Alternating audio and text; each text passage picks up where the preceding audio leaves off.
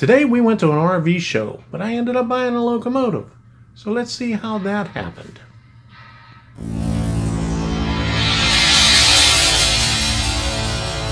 Well, this is Friday evening, and just like every Friday in the morning, we get up a little bit early and head up to Bonita Springs to Mel's Diner, where we have breakfast. This morning, Debbie had the scrambled eggs with breakfast potatoes and biscuits and gravy, and I had the sausage and cheese omelet with the breakfast potatoes and sausage and gravy. Pretty good, pretty typical Friday. Then after that, we went to the Lions Club, looked around for a while, and then we headed up to Port Charlotte. Now, they were having an RV show up there at the Charlotte County Fairgrounds. We spent about an hour there looking at RVs, the smaller ones, like the vans and stuff like that.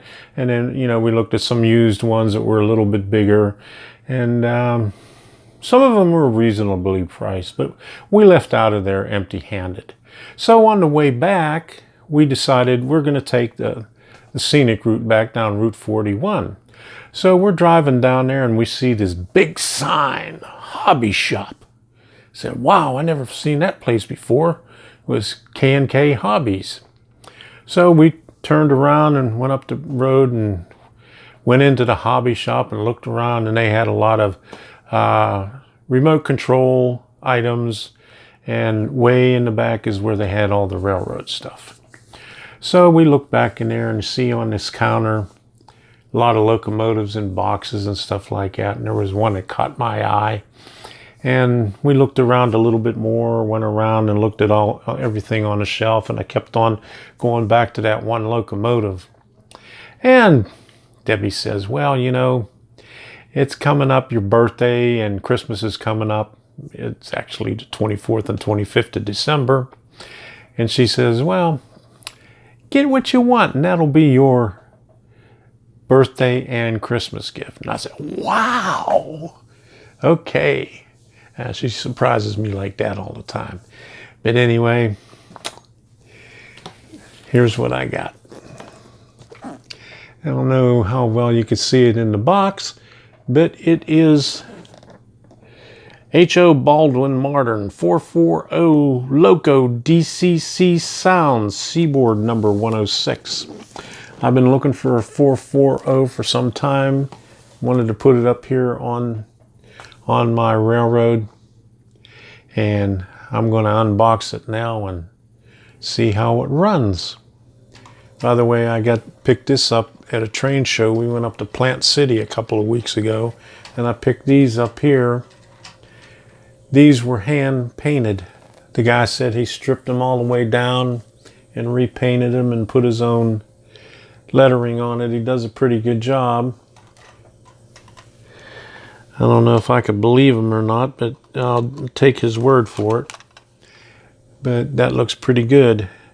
He put some nice couplers on there, but he left the crappy trucks on there. So I picked up a boxcar and a caboose, a B&O caboose. Since I didn't have a B&O caboose, I had a Western Maryland, which you could see right there. And over on the side, if you saw my other videos, you could see the Pennsylvania Railroad with the yellow top caboose over there by the bridge. But anyway, we're going to open this up.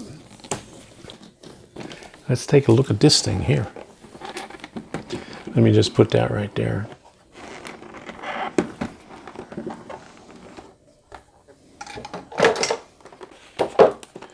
But it's a Bachmann Spectrum DCC sound.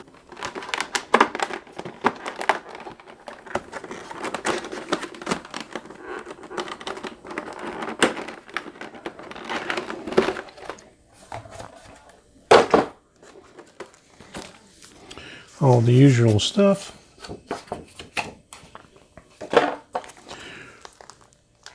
DCC sound on board and all the information on it.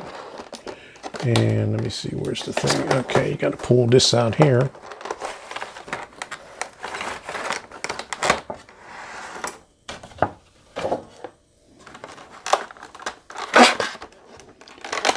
There's the,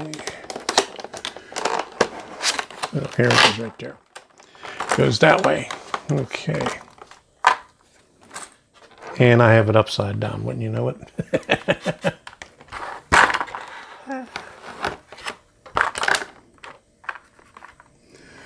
So there's the tender right there.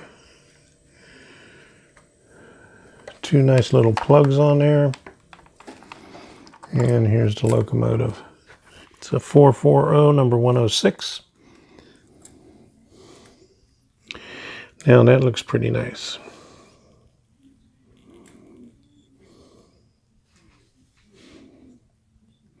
And I'll put this over here and I'll get a better shot of it in a minute. Put it right there. And I'll stick the tender right over here. I'm not going to hook it up yet until I get ready to film that part of it. And we got a little bag of goodies right here.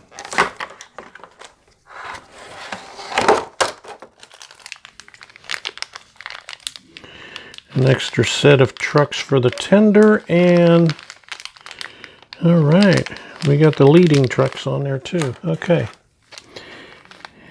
And we have the whistle, the dome, another dome for the whistle, another cow catcher, and some other parts in here. So we got some extra items to change it around a little bit. But anywhere there, it is right there. So now it's time to fire up the new locomotive and run it around the layout a bit. A quick look at it without power. I just set it down on the track. Looks pretty nice.